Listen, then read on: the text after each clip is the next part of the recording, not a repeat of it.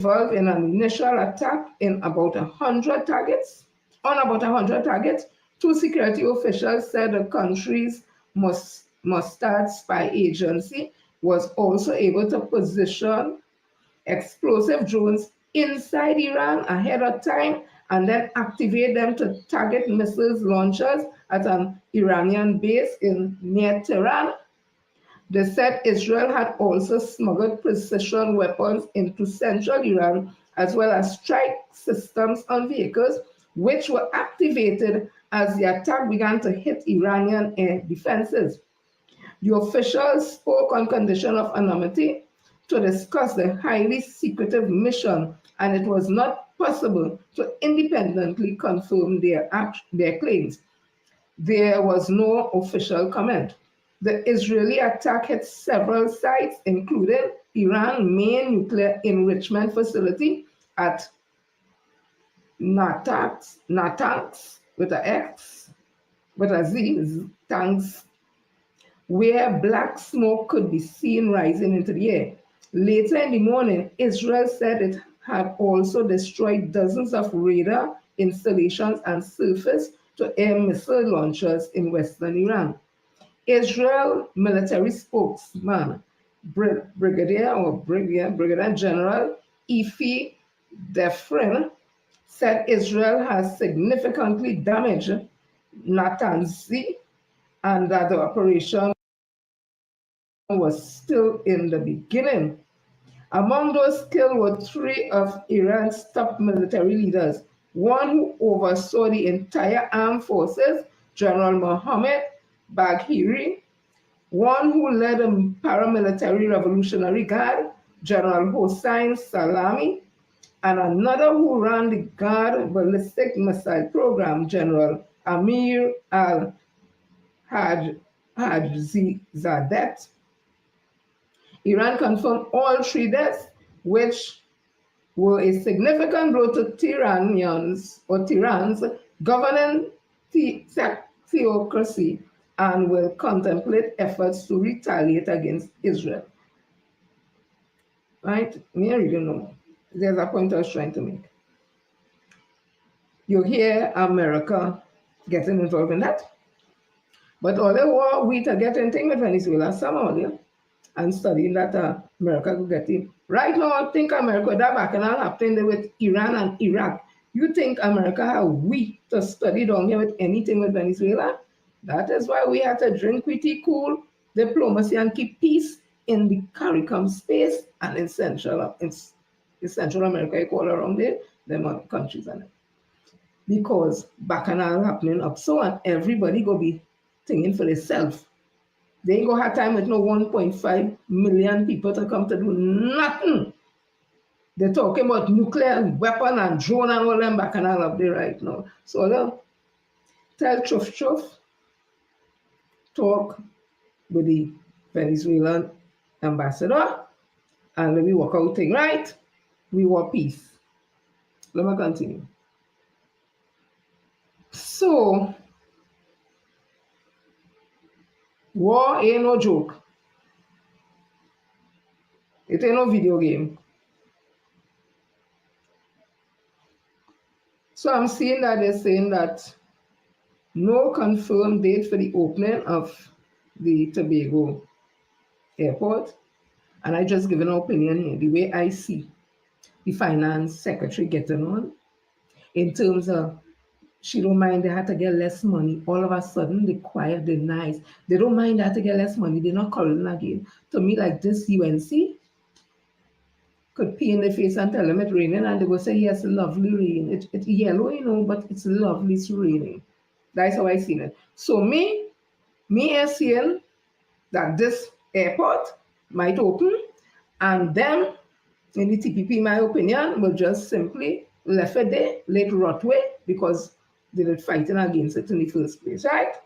So if Tobago people want to sit back and see a world-class airport, where Diane Haddad did crying when she hold on to Dr. Oli and thank him so much, I wanted to go sit down quiet, because the airport was open in June or July or something, so I wanted to go sit down quiet and allow this government, this UNC government, to leave the Tobago airport there, and because of bad mind and wickedness, just leave it there just so. We go wait to see. So as I said, this was 19 hours when we got there, no confirmation from government on opening date of Tobago's airport. Although former Minister of Finance Tom Embers said the new terminal of the A&R Robinson International Airport at Crown Point, Tobago, should be open by July, the government is yet to say if this will be undertaken. Because remember, them have a hate based on the whole bacchanal with Mr. Pandit, all rest is soul and A&R Robinson rest is soul. Remember, them had a tick. I don't know if that kind of feeling still persists for A&R Robinson. I don't know. Speaking of the post-cabinet media briefing yesterday, Works and Infrastructure Minister Julie John, when asked when the airport was going to be open, said she could not say it will be open soon. You see? There should be an airport authority board in place very soon. There is a shared responsibility with the National Infrastructure Development Company, NITCO, who would have been the project manager, but they fall under Minister of Transport and Aviation, Eli Zuko, whatever, John said. She chided the previous administration, calling them irresponsible. On March 15, then Prime Minister Dr. Keith Rowley held a ceremony to mark the practical completion of the terminal, with Ember given a possible opening date of next month, so by July. Construction of the airport terminal began in 2020, and there were some delays due to the pandemic, as well as the state acquiring land to facilitate the expansion. Ember said then the terminal was delivered at approximately US 6,000 per square meter. This, he said, was significantly less than the Caribbean average of approximately US 11,000 per square meter, and the global average of approximately 13,800 per square meter. Speaking at the ceremony, NITCO chairman Herbert George said the cost of the terminal stood at US $129,839,518 US dollars, and he added that so that'd be $1,029,839,518, yes, million. He added that the final contract sum was to be determined following the outcome of the evaluation of claims that are to be submitted by the contractor, China Railroad Construction Caribbean Company Limited. So how them talking, it looked like they opening at all. If Tobago people want to sit down there and under wickedness, just allow it to go down because it's not fairly built. That is up to all you. But people have said, hi Rosalind, hi Diamond, Trini Jewel, hi Monica. People were saying, oh, but they had a big ceremony and open the airport. The airport wasn't open. It was a practical completion. What is a practical completion? In a project management, particularly in construction, practical completion means the point where a project is essentially finished and ready for its intended use, though some minor defects may still need addressing. It's the stage when the contractor fulfills their contractual obligations to deliver the project, and the client can take possession and begin using the completed work. Practical completion doesn't mean every single detail is perfect.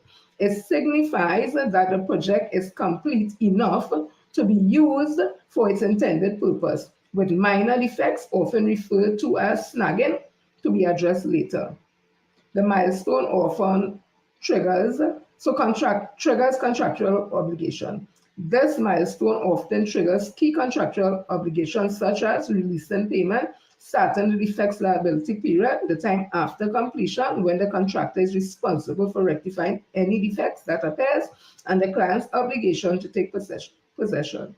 Practical completion is typically certified by an independent third party, such as an architect or contract administrator, who confirms that the contractor has met the requirements of the contract and the end of the contractor's responsibility. Once practical completion is certified, the contractor responsibility for the project's safety and maintenance generally transfers to the client, and the contractor contractual obligation in relation to the work being carried out are released. and key for project management. It's a crucial point in the project life cycle, indicating a successful completion of the construction phase. So that is all that it was. And if you remember in the I think it was Newsday, if I'm not yet Newsday, um, back then, Prime Minister Dr. Keith Rowley, he had congratulated Minister of Works and Transport Ron Simnan at the ceremony marking the practical completion of the new terminal building of the ANR International Airport, Tobago, on March the 15th. So that is what it was. It wasn't open. The ceremony was for the practical completion, which I just read what that meant. So let me continue. So I'm seeing, and somebody told me it based on the fact they may not have had prior convictions, because a fine is a little bit of money. Because I started to say probably it's because of the name. Hi Jennifer, hi Valerie. I'm seeing here that a retired teacher, all of we coming to Parliament just now, God. Retired teacher charged with possession of cocaine, and this is CNC3. A retired teacher from Presentation College San Fernando and her brother were each granted $6,000 bail after they were charged with possession of cocaine. Police reported that on June the 4th, officers of the Southern Division, under the supervision of Senior Superintendent Simon, received information about a crime and went to Venezuela. Acting on the information, officers stopped a black Toyota RAV4. During the search of the vehicle driven by Cheryl Ghani, officers found a quantity of creamish rock-like substance resembling cocaine. Ghani and her brother David were both charged with possession of cocaine for the purpose of trafficking. As I say again, $6,000. Is it because she's a teacher from Presentation College? I'm just asking. And her surname is Ghani and not John or Harry or Charles. I'm just asking. Papa, you. Cocaine for trafficking, they say, $6,000, but Papa. Some people lucky. Some people very, very lucky. So yesterday, I think it was it yesterday? Just now, let me see. So this is from, again, Guardian. I take a lot of my stuff from Guardian, Papa. Because me and no reporter, no journalist about it, ask nobody nothing.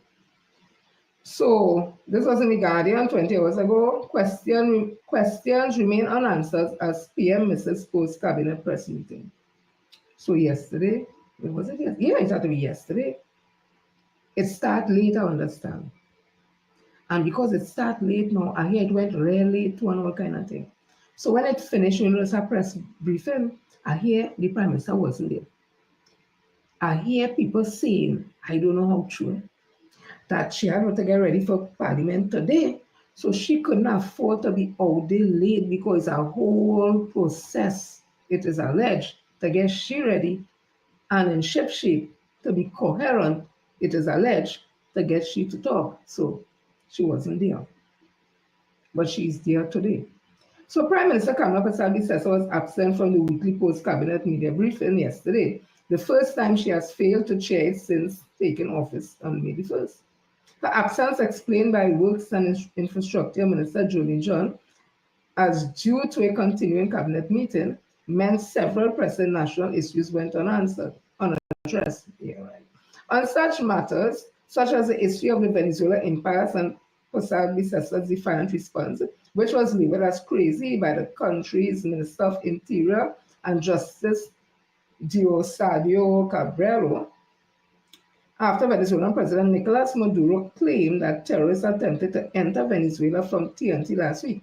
The Prime Minister responded last Thursday, telling Maduro this country was off limit and calling on the Coast Guard to use deadly force against blah, blah, blah, blah, blah. We all hear that. So I guess they wanted to talk to these people at what happened after, but she wasn't there. So let me see. So Cabello, speaking at a news conference in Caracas Monday, called Pasal Bicessa's statement crazy and denied the existence of any plan to invade TNT waters. Government is still seeking information from Venezuelan authorities on whether Trini was amongst the group that was captured, although South fishermen confirmed. You remember the Minister of Defense. Yeah, I think it is. He said that the same day the Bacchanal start, but not the Bacchanal.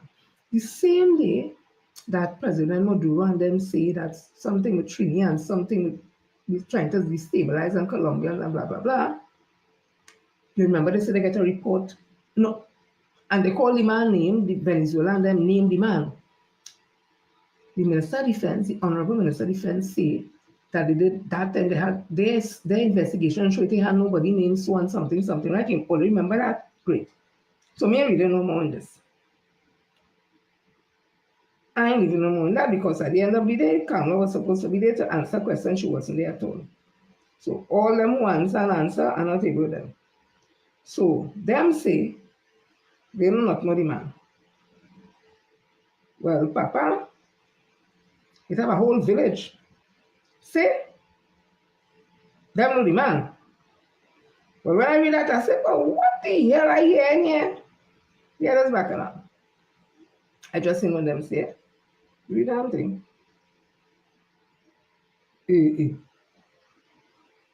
That's not right, but I don't want to see you.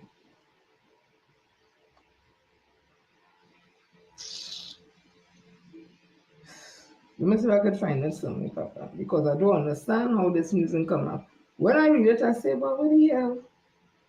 The man real? I know them say them not know the man. Just know, eh? Good evening. I'll have to load on this because I really can't take that long. No, so I have to bring it back up just now. Or I'm searching, fit I'm searching. God, there's so much news happening in this country. To all persons experiencing flooding under flood waters, I empathize with you. It's not a yesterday thing. It's not a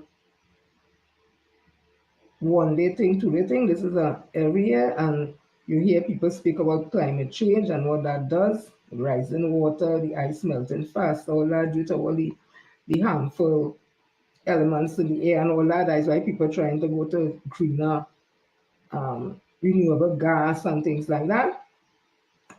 But you know what I like this year? Nobody is saying nothing. They ain't say SPNM cause the flood. They ain't saying nothing. They ain't say even UNC. They're just quiet. And they're so happy to see the council with the sandbag like if that needs to happen. Nobody complaining. They ain't say there was compensation. They ain't balling this government wicked. All this all go coming and you ain't nothing.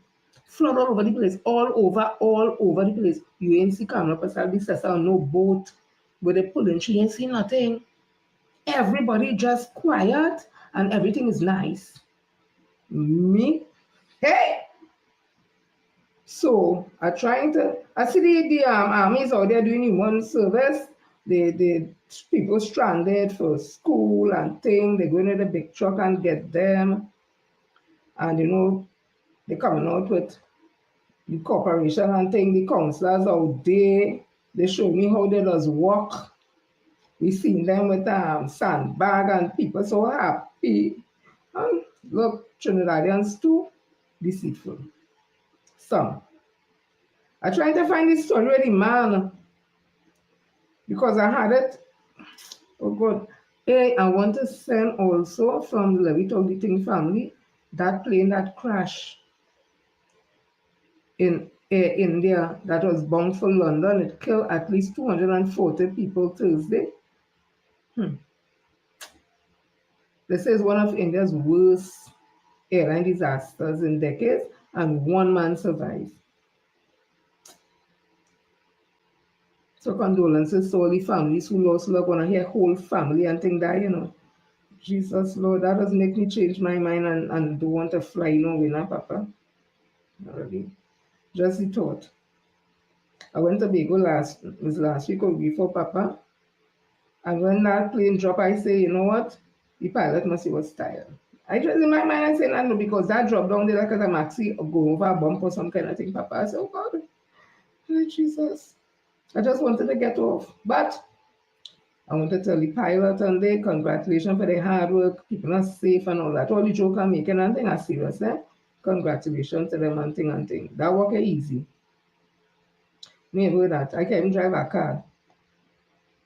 All I trying to find this thing to tell everybody, man, from down south. They say they know him from down there. And I don't know why I find anything. Oh gosh. Hi Anton, hi Mark. Mark say us. Oh, he's right. Look, I find it. One day ago. Yes, watch for now. Hey, my Trini people, they're not easy. They're more quiet. No 10%, nothing. No. Flood all over the place.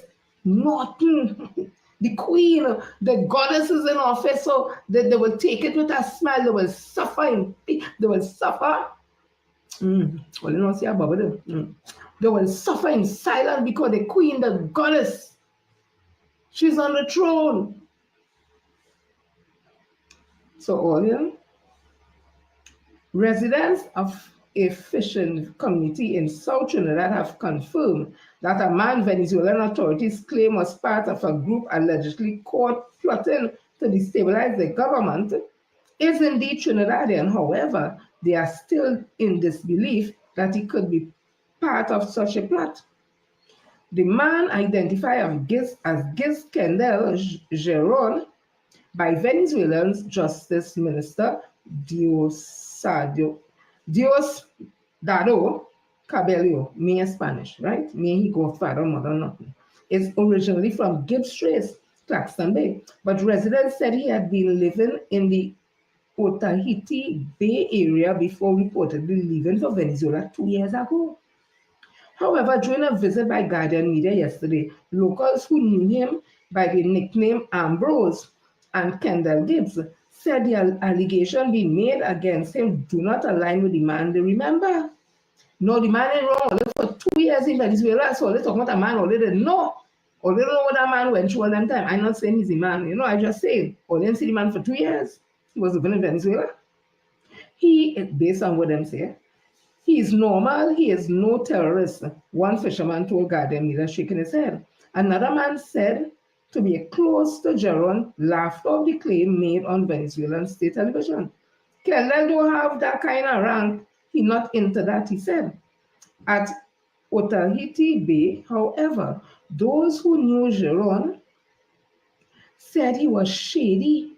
A source who requested anonymity said he was previously known as Kendall Gibbs before reportedly changing his name upon moving to Venezuela. People right through the peninsula knew Kendall. He brings in the goods from Colombia, he said. The source also said Kendall had survived multiple kidnappings over the years, allegedly at the hands of Venezuelan criminal elements. He used to sell fish here before he left. A normal, regular guy, another fisherman said. People say all kind of things about him, that he has a Venezuelan wife, but around here, he is just Ambrose. Everybody knew him. Other locals claim Geron had connections in both Venezuela and TNT and was known to facilitate certain operations at the bay. You want something to come in, Kendall will link you, one source said, though he admitted that those days seems long past, probably because we didn't see him for 2 years, I don't know. Several residents confirmed that Geron family had distanced themselves from him in recent years. One source said he had reached out to relatives from abroad, reportedly during incarceration, seeking financial help and clothing. Despite the swirling rumors and serious allegations from Caracas, many in Otahiti remain skeptical about the allegation made by the Venezuelan government. He was no kingpin, said one elderly fisherman, and I doubt he was trying to overthrow any government. Speaking during his television program, Con El Mazio Dando last week, Cabello alleged that Geron was part of a terrorist group attempting to enter Venezuela via TNT. Holding up a phone, While addressing the audience, Cabello said the man was captured last Monday and is currently detained under close protection with respect for his human rights. I don't know what that means. In response, and we hear the whole thing, but my thing is, there's a man named Jesso, with them in Venezuela say name so, and some people out in Otahiti, that in Trinidad, how they so, them say the man was shady. I don't know, me wasn't it, but at least, and that is why they were supposed to have diplomatic talks before the Prime Minister started to talk she rhetoric. Because now, after the Minister of Defense come out and say, there no nobody so one thing and so on, so on, so, now we come to hear it really have a man in so. So how we looking? And Venezuela tell me what all it's supposed to do, a paraphrasing, is to come and talk with me and find out, get some more information and thing and whatever. Not go on nothing and talk about if we invade all the water or they go, you see why diplomacy must be adhered to. Anyway, let me move on, yes, Papa. So I was talking about the flooding. Nobody is saying nothing. Flooding going on and people silent, they're taking the little sandbag and thank you. And the army truck and thing coming for them and they say, oh my goodness, the army's working so hard. On the PNM, oh God, they're cussing Rowley, Rohan, everybody. So I was reading something here Monday, the 16th of December 2019. In the news, it says, David Pinal, the Lavantel of the UNC. I see Rampasad, Siraj and Apita, the man I show only man, I did not say so. What do you think? Just so? Right? I found this interesting. This was 2019. Most of the roads in Pinal Debe were virtually river. Most of the roads in Pinal Debe were virtual rivers last Wednesday, Thursday, and Friday, according to President of the Pinal Debe Chambers, Rampasad Siraj. Siraj said there was a complete shutdown of businesses in the area as residents struggled to cope with flooding due to heavy rainfall last week. This was 2019. We are experiencing a total collapse with no economic activities in Pinal. Who is the member of parliament for Pinal Debe and Siparia? Who? And the corporation now they. Who is the corporation run by? He said difficulties were compounded by a frenzy to replace all $100 bills as the December 31st deadline set by government approaches, and banks in the area could not operate because employees weren't able to report for work. Siraj said floods in Pinal were a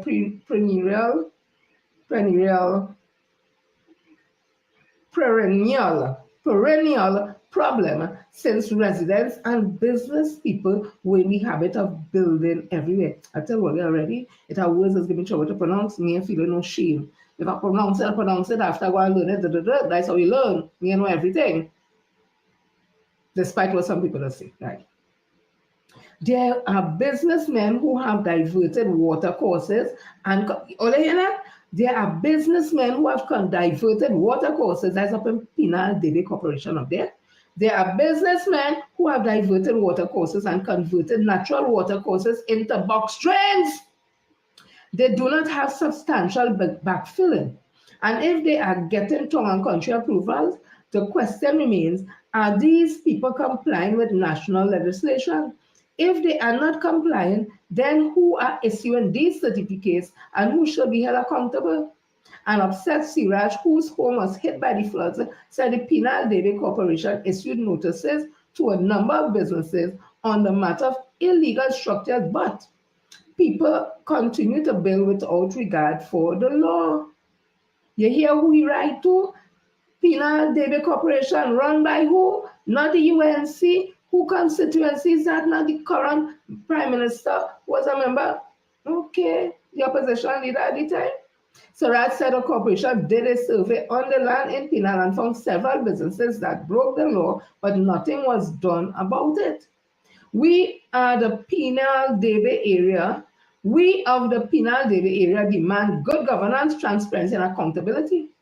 He said it was time to mobilize support to get government to notice the people Pinal Debe and said the region is considered the Laventille of the UNC. Mr. Siraj, don't make me disrespect you this hour. Okay. The chamber, he said, but you know what? You know what?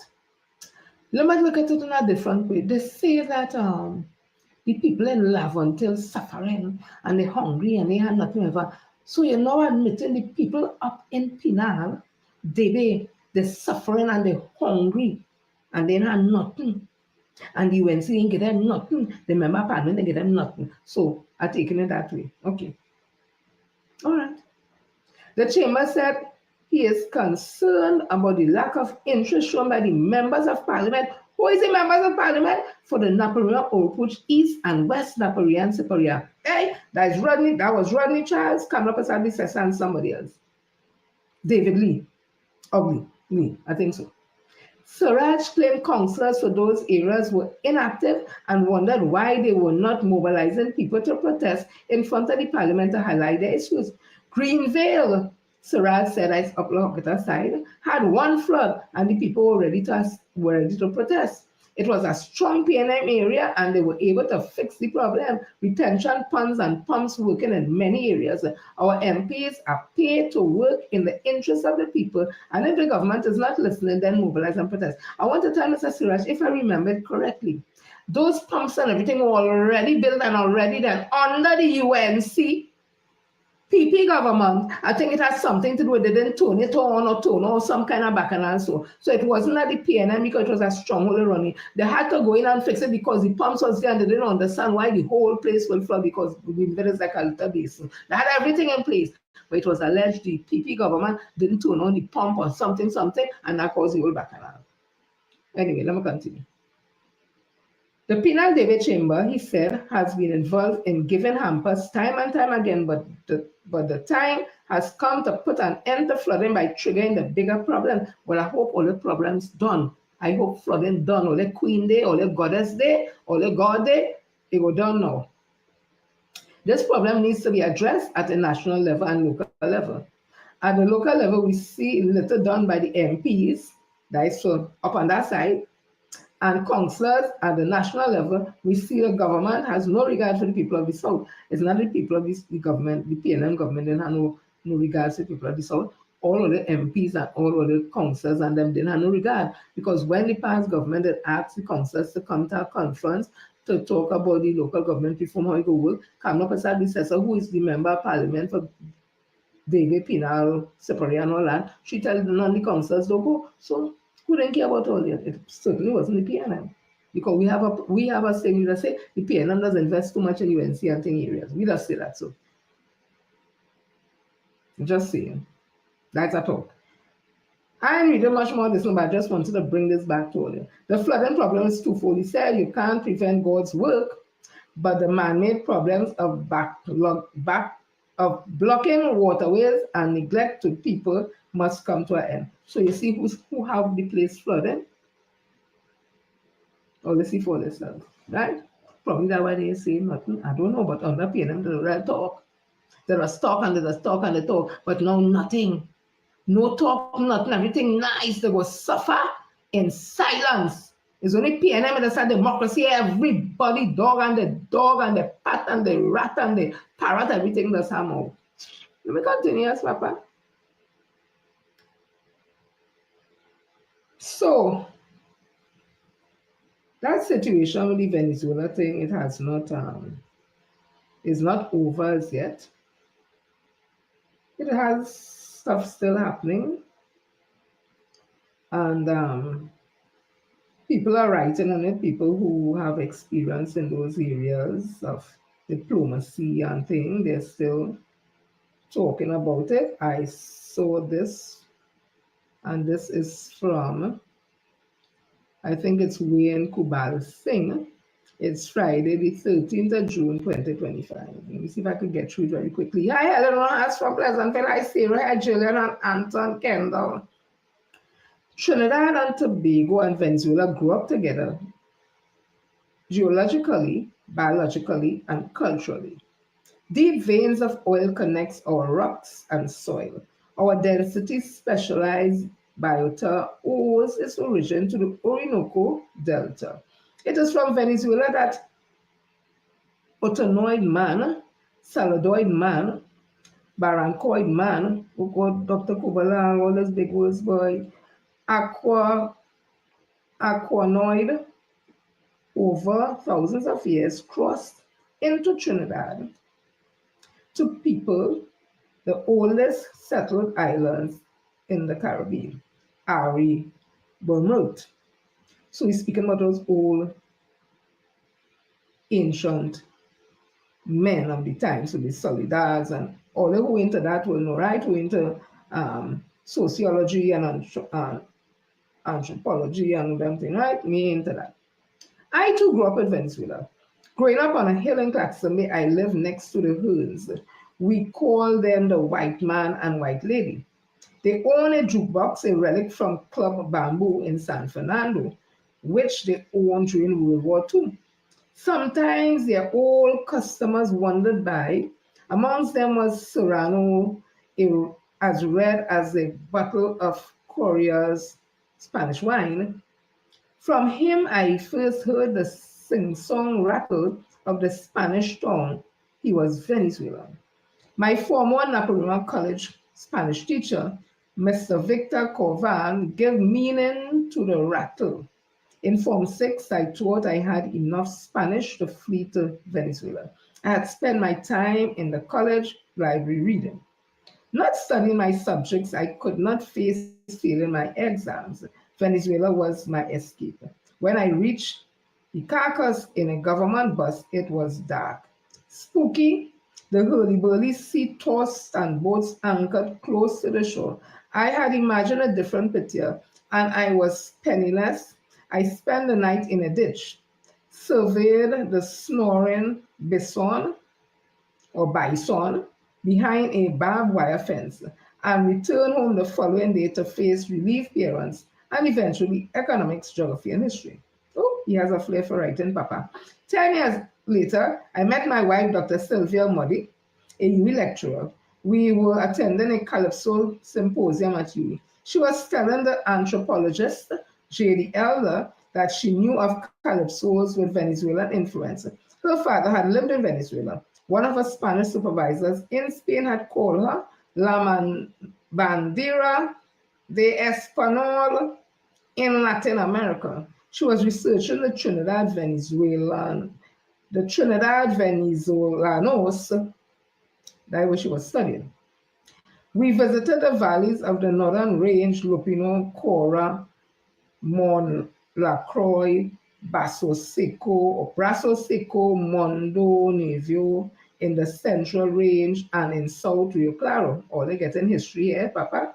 There I learned from generations of fascinating folks whose ancestors had migrated to Trinidad from Venezuela in the 19th century to build the cocoa industry. They came with their language, religion, music, medicine, and agrarian skills. Between them and my wife's books, The Cocoa Paniol of Trinidad, Malio, Bush Tea, Secret Prayers, and Parang Cancionero, me is Spanish, and I wasn't good at Spanish. I learned Venezuela.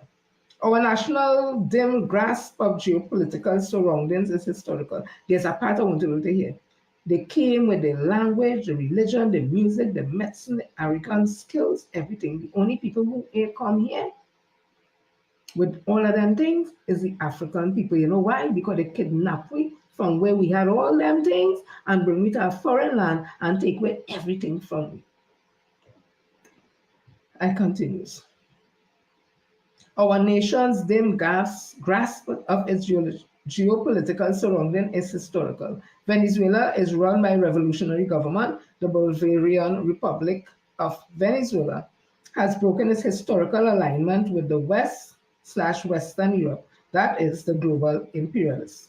It has disengaged from the unipolar world and realigned with a multipolar world with emerging nations such as India, China, Russia, Iran, South Africa, and institutions such as BRICS. The US government gets its knickers in a twist over this. The US grooms an entire court of Venezuelan puppets, pawns, panderers, puppets, poodles.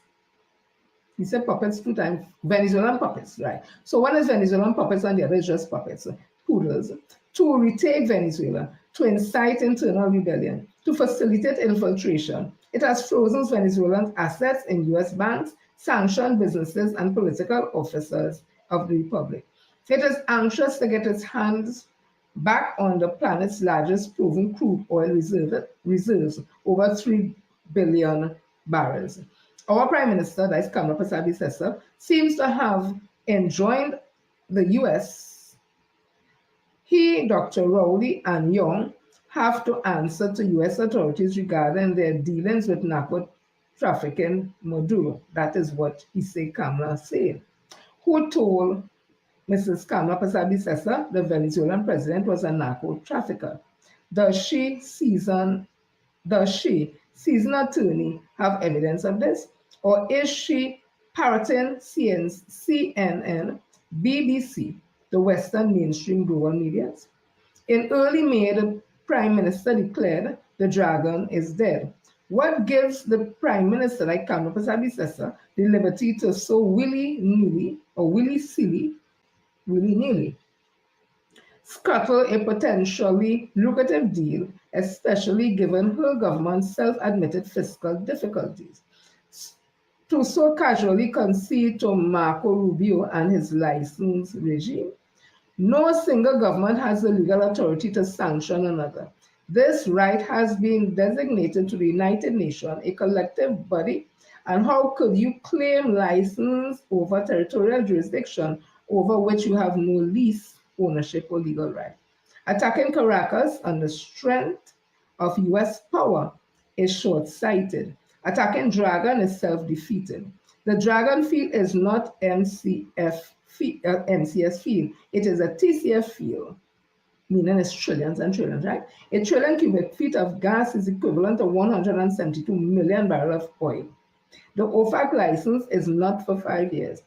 It is for 30 years.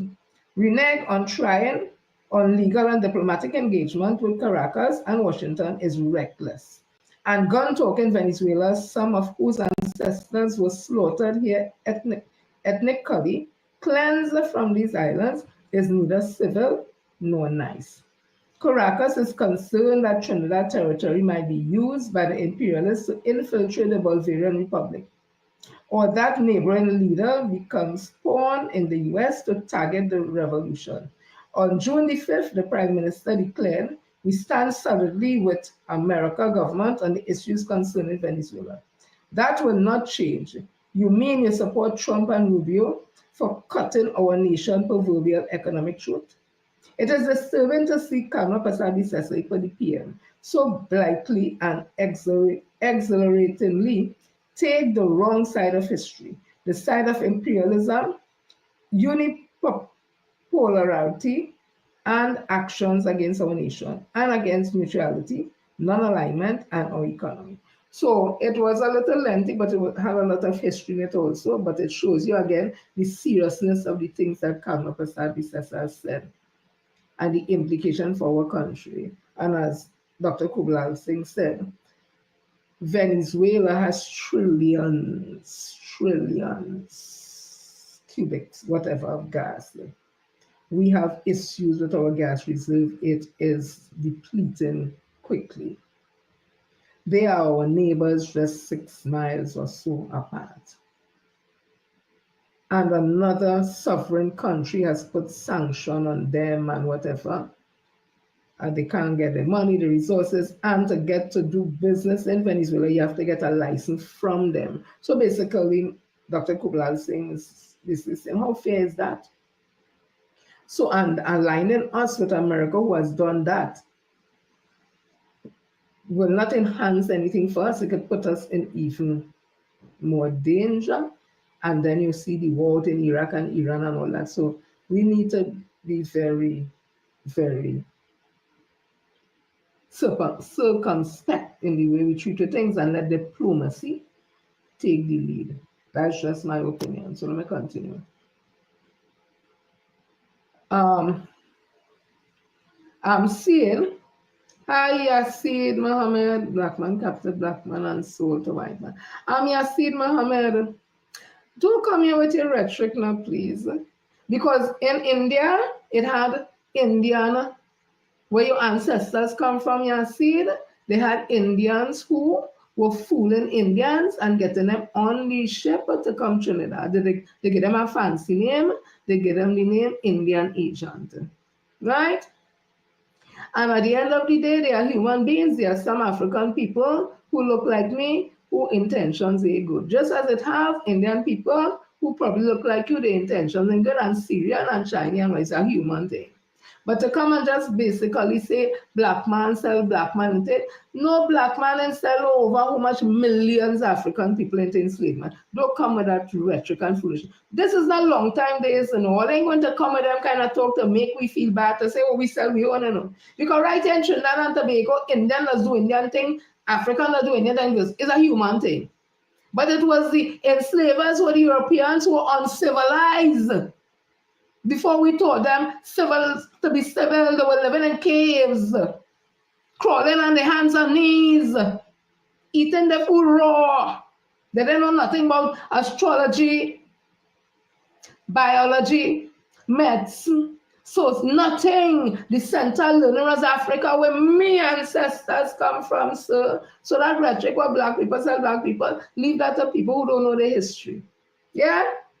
Okay.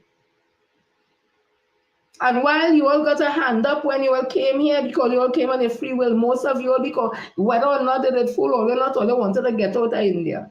Because of the caste system that had you all as untouchables who were doing the work of that the higher castes weren't doing in India.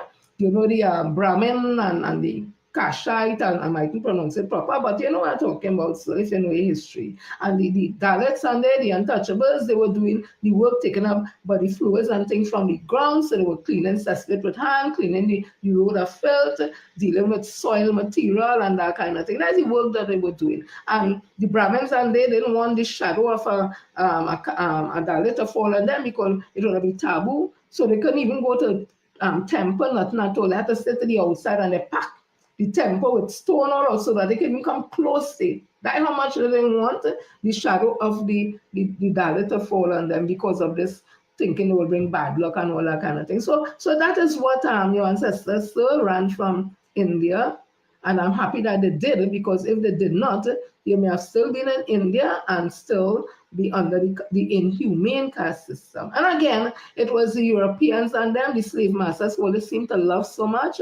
They are the ones who would have abused that system and created that type of situation in India. So yes, we might look like African and black, but we know history. But you know what, sir, Mr. Mohammed? Centuries and centuries ago, African people came down and were in India, sir. And so, do you know that Lord Krishna, it is alleged that they say that he's black till he's blue, sir? Do you know that, sir? Do you know about the Sadiqs and them in India? Do you know your history, sir? So don't come with that and try to, make it anything. We know our history. And if you look at us, sir, we make all type of trend, because you know what? At one time, the world wasn't separated like that. Everything was attached to Africa. So that's why we have, oh gosh, those places there where they have the light skin, straight nose, and soft hair Africans. And you have in Ethiopia, and you have in all those other places, which I won't go into now because this is not my show about. So think about it, sir. But you see, they had to split up Africa because they knew the power that we have, but we are always a people willing to show and spread our wealth and spread. You know, the richest man in the world, not of recent times, sir, was an African man, sir. He used to lend countries money. You know them things, sir? So don't come here with that rhetoric, right? But another day I will come back to you with that, because we coming up to African Emancipation Day. So I will come with my evidence, yeah? So what I say. And if you wanted a little further evidence, remember when the Ashantini came to Trinidad, he had gold more than Mirage, real gold, not no costume jewelry. And he came dressed in the cloth Or you make me forget the name of the cloth. Can't it? Those clothes, original clothes, what was woven into it was some messages and all that, traditional thing, and the dancers in front, and his royal maid and thing. Yeah, we are that, and he come with his own private jet, his own jet. He didn't take Caribbean Airlines. He come with his own jet. When we tell you we come from kings and queens, sir, we mean that. So let me continue. Yes, Sarah. Africa ain't going nowhere. No, Africa is here. They're telling me come back to Ghana and build. And people are going to Ghana. All them big stars in America is going to Ghana. Our own ganja planter. What is his name again? Malinasha. He lives there. I have a colleague of mine. She just went to Africa. She did a tour to Africa, and she's going back again later this year. So it's real. And I'm not seeing people in swollen bellies and fly all over the face. Though. We have skyscrapers and stuff, professionals and stuff. We have train stations that cleaner than in America. It's looking like if it come out of space. Yes, we have it. Okay. So let me continue. So, as I was saying that people are silent. Listen how the silence. We have heard people getting sent home every day. 400, 200. You ain't hearing a word. The unions ain't saying nothing. Everybody saying, okay. When the government come, they'll send home people and thing and whatever. When they pay them, or if they pay them, they do that. They're all out in the street. Unions saying the wicked and bad. So, June 11, 2025, attention. RDC reforestation contractors, due to unforeseen financial constraints and to avoid any unnecessary contractual challenges, you are kindly advised to pause all operation until further notice. And somebody said just like that, over 2,000 workers lost their jobs in the reforestation program.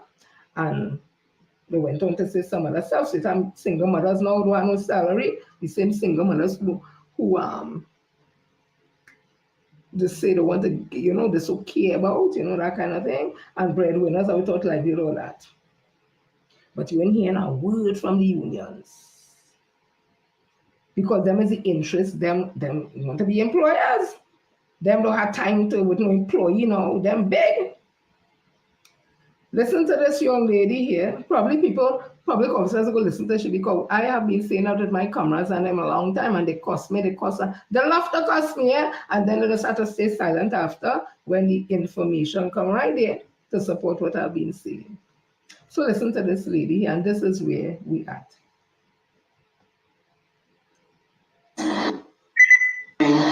So, yesterday I posted a reel after hearing the news report that Felicia Thomas, the president of the PSA, has no intention to expect anything about negotiations from this government's mid-year review budget. I posted a reel and oh boy, social media is a buzz. And of course, you have the trolls coming out and being their usual racist self. And that's okay. Guys, the truth offends. We cannot sit back and wait and see. When on our election campaign, it was said to us very convincingly, or to you all I should say, very convincingly, that once UNC gets in power, 10% would be the beginning of negotiation for public servants. And a lot of public servants, even though you all were warned, ran with that concept. And now we are about 2 months or more into the new government, and you all don't even have an assurance of when. You all don't even have a time frame to work with. 10% is not financially feasible. It was never financially feasible. And the then opposition and the now government, Kamala Persad-Pisse's government, knew this. Felicia Thomas would have known this, that it would not be feasible to start negotiations at 10%. But they sold that to the PSA population. And now you all have to sit back and hear that you can't even hear anything about that promise about negotiations. So My real stands as it is, 10% nothing. People say wait and see. Promises, promises, promises.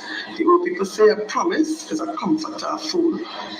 As we can predict and as we can see, those of us who were following long before election, 10% was never feasible to begin. Those were the words, to begin negotiations at 10%. So guys, don't let nobody string you along. It's time to speak to your president about what's happening with the negotiation process. It's way overdue. So that's just my 2 cents. And as for the trolls, the racist persons out there who continue to be racist on social media, carry on. You all don't faze me in a bit. I will continue to shine and sip my tea. God bless TNT. Stay woke. Right? That is what, as I say, it wasn't me alone doing it, but I would have gotten insulted on PSA chats by people, the normal thing, because you see, again, when I speak, apparently it is a mirror that's hold up to people, and what they see in the mirror that doesn't like themselves, and they just take it, want to take it out on me. When is it really themselves they should be checking? Because what this young lady has said here, I have said it to people, honest with themselves, I've been saying this over and over again. They take my video and they have a one put on a PSA jersey and she costs me. I'm like, okay, with them today, with them now to come out to tell Felicia Thomas where we money and thing. But I told you all on Monday, no, on Wednesday, the process that has happened, and she don't have the skill to do it because she's a dunce. So where does that leave us? But again, I blame public officers for just sitting back and doing nothing. When we ask them to come out to protest, they ain't coming out. Some of them think that I mean coming around all the thing me yes right now. Me say not much. I watching this scene because I know what I was saying and I know it will come to pass. So let me continue. I want to tell all this something, huh? I watch a part of a little, not much, of what's happening in the parliament because I promised I'm going to look.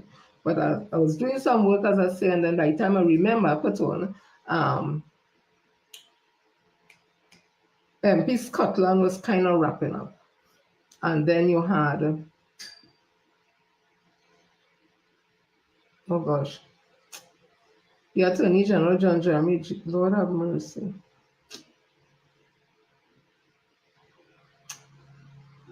So, in my opinion, ask them whether they can bring you there for, you should have just tell them and stay home and see about your children, or if you have children or grandchildren, or your whoever. You ain't looking good and you're singing good. I think you like use the female camera person besides you searching for it. You're trying, and you're trying to throw shade and oh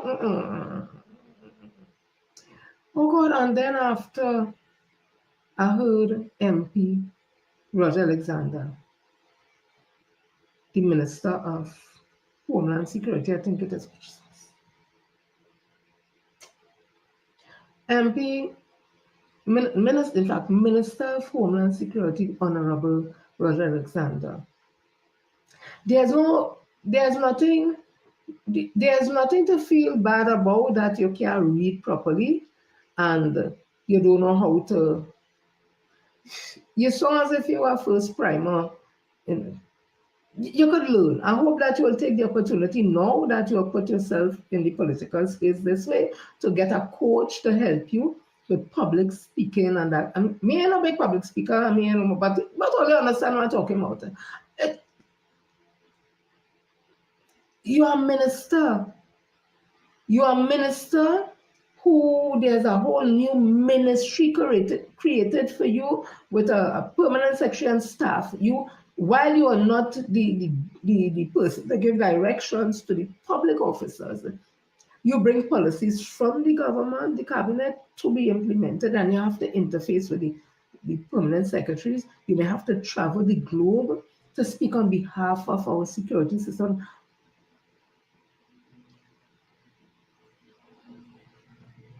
I shudder to think what is, and then Khadija, and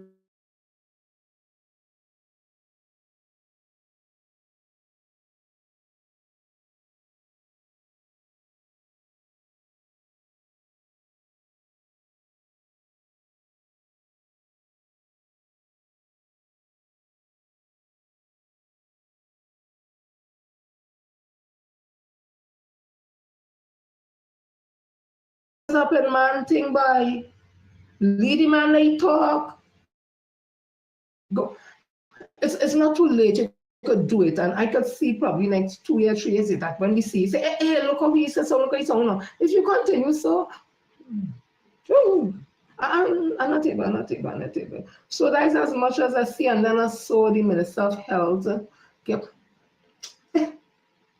Oh God. The Minister of Health didn't watch nobody yet. From what I was watching, he's just talking from a paper and he's speaking about the Children Life Fund and thing. I want to know if he's aware that the Children Life Fund was under Campus business and it had corruption and bacchanal and all that, and that they sent children, sick children, to the Colombian hospital, a substandard hospital with children dead, all kind of thing. I wonder if he know that.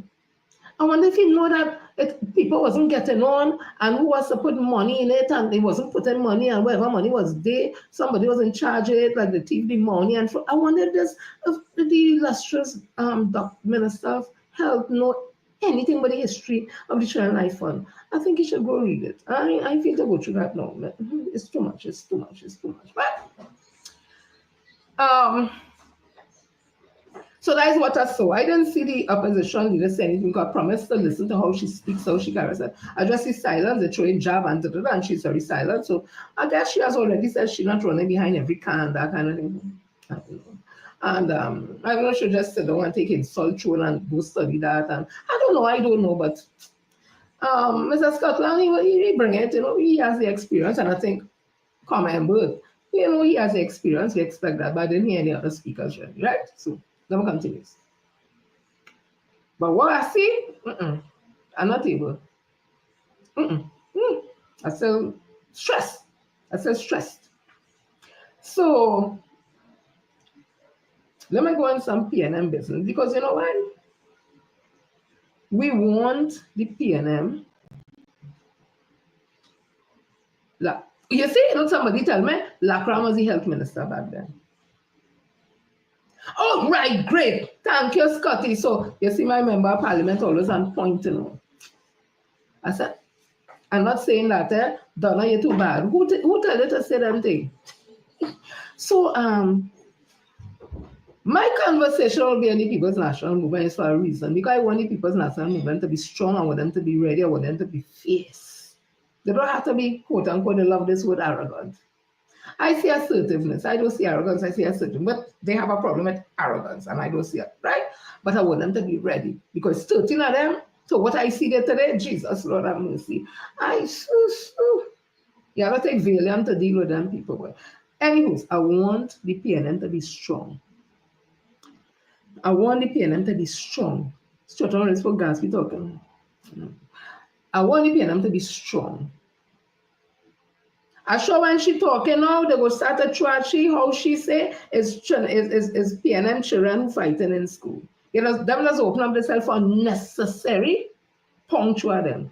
Anyways, so I want the PNM to be strong. So these things I talk about is for strength. Because as I said, the opposition leaders speak about Mrs. Penelope Beckers, the Honorable, about love, bring back the love, bring back love. I want to tell them something, right? While you could experience love, if you don't have trust with it, that love don't last anymore. So I just reading something here. They said, while it is possible to experience affection and care for someone, so think in terms of the PNM and people in the PNM now, right? And where we are. So while it is possible to experience affection and care for someone without necessarily trusting them fully, most relationships thrive on a foundation of trust, which is essential for feeling safe, secure, reliable in a relationship. Love without trust can lead to fear, insecurity, and a lack of vulnerability, making it difficult to build a healthy and lasting connection. You hear the words? Difficult to build a healthy and lasting connection. So trust is a crucial component of healthy relationship, allowing individuals to feel secure, safe, and reliable in their interactions. It involves believing that your partner will act in your best interest and will be honest and reliable. So love without trust can manifest as a form of admiration, care, or attachment, but it may not be the deep, secure, and fulfilling love that comes with trust. It can lead to insecurity, anxiety, and a lack of vulnerability. Without trust, it is challenging to share personal information, confide in your partner, feel truly connected on a deeper level, and this can create a sense of distance and hinder the development of a strong and lasting relationship. Trust is built over time, though consistent through consistent reliability, honesty, and vulnerability. It involves taking risk, being open to sharing your feelings and vulnerabilities, and being willing to forgive and rebuild after betrayals or misunderstandings. Alternative to love without trust. In situations where trust is lacking, it might be better to approach a relationship from a place of caution, observing behaviors and addressing the other person's trustworthiness before fully investing in your emotion. And that is where some of us are. We are approaching this new relationship from a place of caution. We are observing and we are assessing other people's trustworthiness before fully investing our emotion. You can't vex with us. And why some of us, I'm not speaking for nobody, while me, are having some little issues is because the opposition leader, and they don't like to hear you speak about it, started off, and those around her, from a place of deceit. And I can show you, or I can even tell you what I'm speaking about. And if you start from a place of deceit, as they say, while you may love, and it could bring the love, it would not be a deep connectivity thing. So that's why everything could fall apart and who caused who and who align with one another, because the love is not real, because it's not deep, because there's no trust. So everybody just watching one another and caution. And as you mash my corn, I go tell you what time it is and that kind of thing, right? We don't want that in the people's national movement. So people have to admit on both sides where they would have heard, live up to it, talk about it, work it out, and then build on that. You can't build on a wound and just cover it over. Real nice, big bandage, everything. And then after a while, you see start to ooze and ooze. You know why? Because the nastiness has to come out. So it's better to cut out that nastiness, bring it out in the open, and then, let the healing start, let the red start to show, so we see no yellow and no green and them thing, because that is that rotten, and let the blood, the red in the blood, and that come back, right? Why I'm saying all this, I want you to look, before I read these things, I want you to look at this for me, because these are the things that start to create, or started to create the problems with where the PNM at right now. This is my opinion. I want you to watch the persons in this. You might think that you saw it already, but I want you to take notice of the persons who speak in here. Pay attention.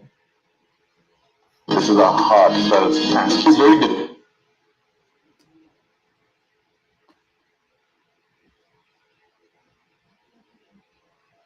Difficult to tell Dr. Rowley thank you for one thing, because there's so many things I would like to tell him. Thank you for 5 years of service, his stability, and the leadership that he has given to Trinidad and Tobago. That is what I admire about him, his passion. It's about seeing you as a human being. For looking at this young lady At the highest level. as an ambassador at the United Nations. Love and passion for character. Thank you for your faith in our future. Thank you for your formless faith in our destiny. Right? You all want me to play it again? Because of a reason. Now, when I look at the persons who speak in there, I saw that and I said, okay. When I look at the persons who speak in there, they didn't say anything about Dr. Rowley that says he's arrogant, he bully people, be so listen. Nothing like that. they were praising him for leadership and all that, those persons there. And then when the meeting happened in Tobago, where they caucused, and coming out of that, it had a vote 9-4, I think 13 against 13-4, 9 against, something to that effect.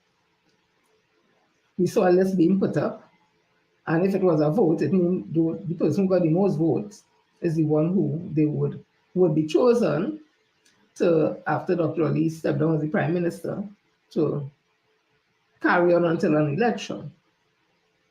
And then there was a General Council meeting, and at that General Council meeting, instead of 13, the next 9, because 9 are to me, would have agreed to accept Stuart Young. And don't tell me why I'm going down here again, because the reason why we don't get anything fixed is because nobody likes to hear what happened before. Leave it alone. No, we can't leave it alone. After watching what happened in Parliament there today, the little I watched, no, we can't leave it alone. We need a strong people's national movement.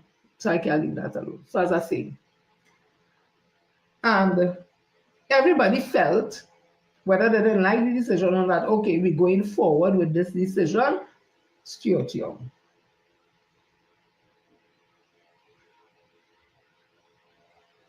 Some would have said that Stuart Young now come young in the dance, so they could choose them the only time and this and rowdy hand pick. All that, I hear all that. That is credible and logical. But you're in a space in the General Council, in my opinion, they cannot talk all them talk. Why they want to support him and all that. But I understand that is not how it went. I think the only person who was yap was Mrs. Jennifer Betty's Primus. I think she's the one who was getting on, whatever. But I think that was the place for the people to say, yeah, what's going on? We standing with ground, as Kamala like to say, we are supporting Stuart Young at all. We care what you say. Dr. Rowley, we care what you say. Well, they didn't do that. Well, they sign on. And there was assumption there's a support for Stuart Young.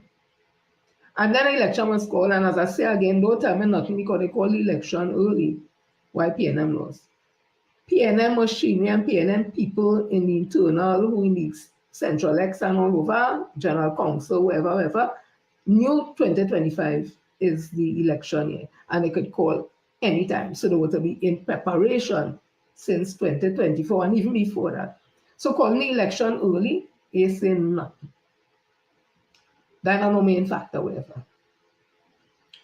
To me, in my opinion, the problem started when there's mixed messages were being sent to people.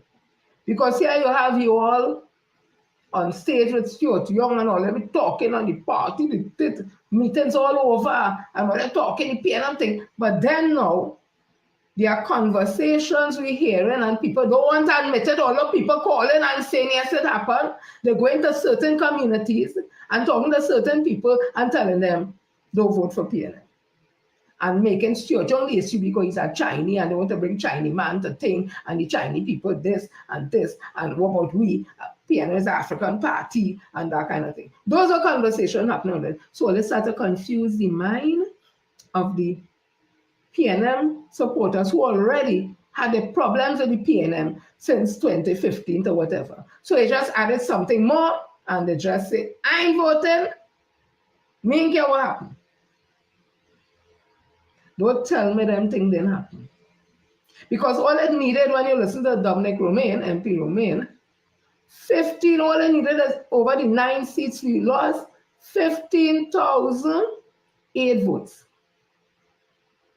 That's all it needed, distributed through them 9 constituency.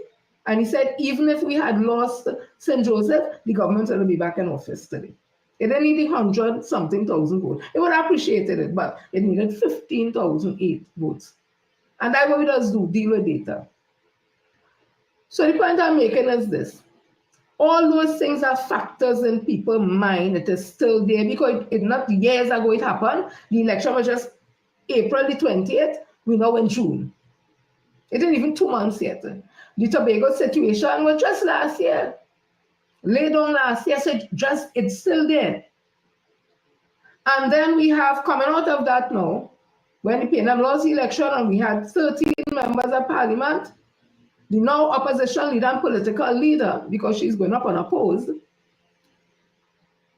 called a caucus with just 6. And if I'm not mistaken, the 6 are the same people I just show you here who was paying tribute to Dr. Keith Christopher Rowley. And between the 6 of them, leaving out the next 6 people, well, the opposition leader or member of parliament at the time, Mrs. Penelope Beckers, should have made it 7. They talk and whatever, and they vote for she as opposition leader, leave out the next 6. The next 6, some of them said only learn about it, they see it in the media and all that. So you start there again. That is starting with no trust. It might have love. They have love for you, them 6, but it had no trust. And then now it had an election now. There's a reason why I'm bringing back this, because they're talking about bring back the love, and they want to know why some of us are so skeptical. And I read the thing and tell you, if there's no trust, you might love, but you will watch the thing with caution. And I tell you only how serious this thing after watching what I see in Parliament today. The little piece I watch is important. PNM, we are formidable force. All they had a voting, and 2 people, they call the names of them, Miss Ashton-Ford, I think would have called it, or if it's not Darren Massel, or it was written somewhere, I think it's Roger Monroe, and I think Dr. Amy Brown. Or not have voted, they weren't legally able to vote, but they voted, and coming out of that, we have MP Dr. Naim Gaspi being the interim, I think it's chairman of the party, and I think MP Bird, if I'm not mistaken, some other thing, whatever. And then on top of that, we have 2 MPs who lost the seats. That is former MP Foster Cummins and former MP Faris Alwari. When the opposition leader was picking her Senate, they are the ones that she chose to be the opposition senators. They are persons like Ms. Shamfa, Ms. Renuka, Ms. Ayana, Senator Hillsop, Obika, and so many others. And they picked Tobagonians who nobody really knew, and they leave out the known Tobagonians. And we were hearing that the Tobago Council wasn't approached or informed or whatever the case may be. So those things are red flags. I'm talking to it today, because when I talk in my talk, and they're going about talking about, I suppose support Black people, and I Black conscious, and I think it has nothing to do with drastic Black conscious, nothing. It had to do with a cosmopolitan country and having a political party, the People's National Movement, that was never a Black party. The founding fathers said that was never no Black party. So don't try to make it no Black party. No. And even if that is what all they want to do, don't start with this seat. Because it start off in the seat and it will not go nowhere because of that deceit. Because all they keep covering and covering and covering, and anybody who say anything, they say it's an attack dog, but they had one was attacking. You know, it is alleged. That same one I tell all about, it is alleged she working in the opposition leader office. So if it is true, ask herself, that is why she was showing she hadn't getting on. So she wanted to show she loyal. She wanted to show, watch me, I loyal to you, you know, to get work. If that is what it is in truth.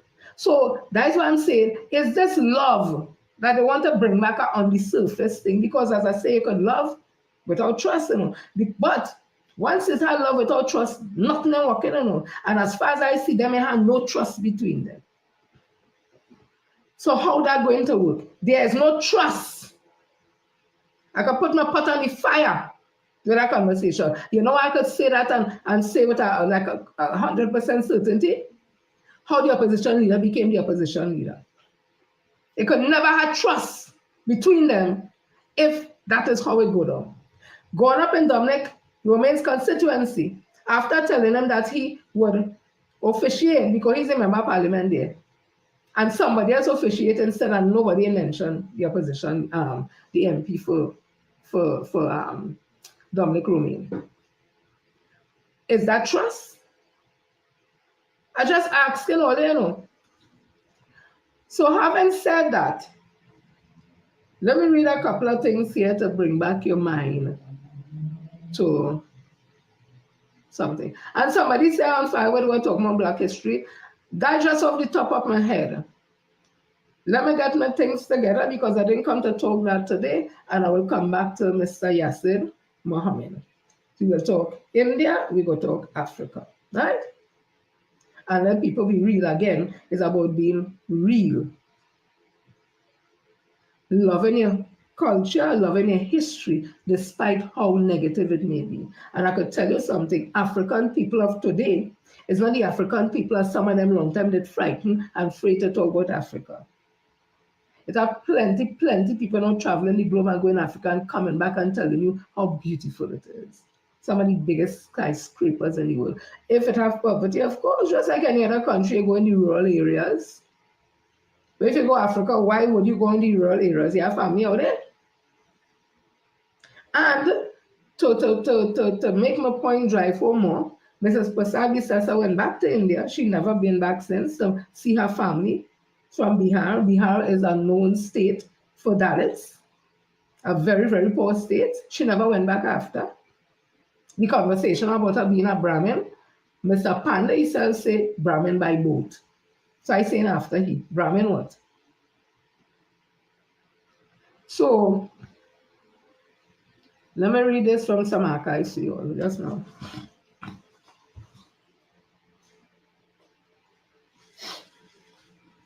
So this was Monday, the 31st May 2010. Keith Rowley is opposition leader. It was in the newsday. This means that the MPs supporting Rowley as opposition leader are former Prime Minister and PNM political leader Patrick Manning, San Fernando East, Paula Gopi Schoon, Point Fortin, Dr. Amory Brown, Diego Martin Central, Marley McDonald, God rest her soul, along with Mr. Manning, Port-au-Prince South, Nylon Hippolyte, Laventil West, Donna Cox, Laventil East Movan, Fitzgerald Jeffries Labrie, Patricia McIntosh, Port-au-Prince North St. Anne's West, Alisa Hospitalis, Aruka Maloney, and Joan Thomas St. Anne's East. Gopi Schoon confirmed that she signed the letter and said she was satisfied with the discussion held with Rowley prior to doing so. PNM Chairman Colonel Enil said the matter had been resolved and Rowley had obtained the support he needs to be appointed opposition leader.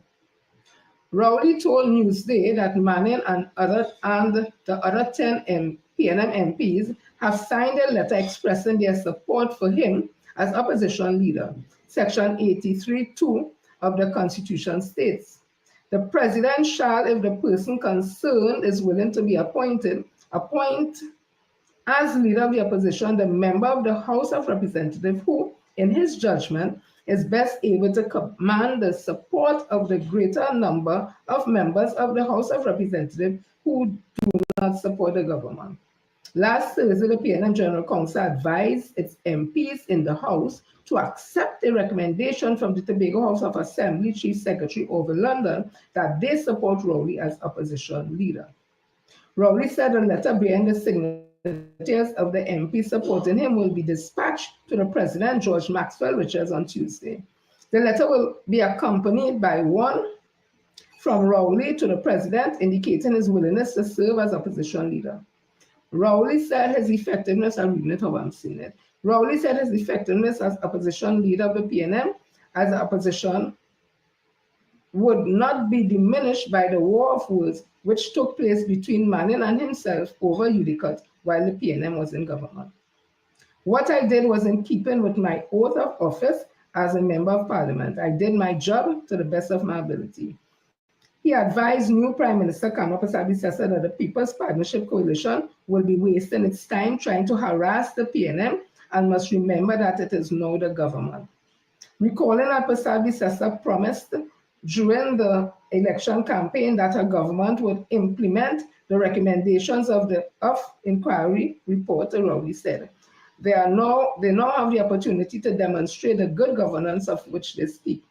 Stating that he spoke with Manning when he obtained his support, Rowley said Manning is an important member of the opposition team in the House and will be treated with all the respect which he deserves for his 40 years of service to Trinidad and Tobago.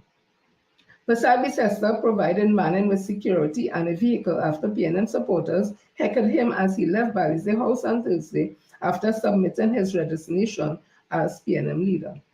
While he wished the new government well and praised his friend Miaro MP Winston Gypsy Peters for being appointed culture minister, Rowley said there were question marks over some of Persabi Sesta's ministers, but this would be addressed in the 10th Parliament. While the coalition has a two-thirds majority in the House by virtue of its 29 MPs, Rowley said the PNM will ensure through its action in the Parliament that the country has a credible alternative as and when the time requires. So, the situation with having some persons not supporting somebody for the position of opposition leader is not the first time. However, there was no caucusing of some of the members who won the seat, and then between themselves they come up with the opposition leader, Dr. Keith Christopher Rowley. All were involved. Everybody was involved, and the General Council instructed based on that support. All of them decided to support and throw the support behind Dr. Keith Christopher Rowley. And we saw in the 2015 general election, that support continued. It didn't have the same the support and then going and tell people don't vote and all that because people wanted to get into office. But this time, it was totally different.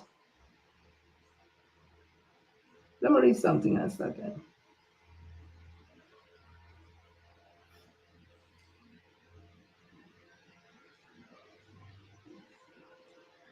This was published Sunday, December the 7th, 2014. Remember, I spoke about 2010. This is 2014 of Arunika Singh story.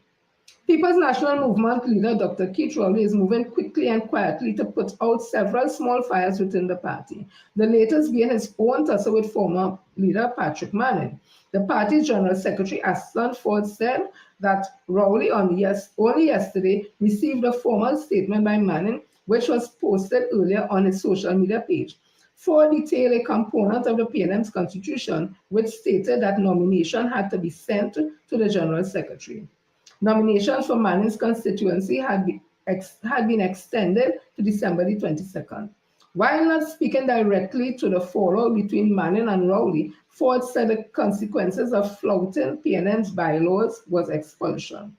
The Sunday Guardian understands that Rowley has refused to ever have a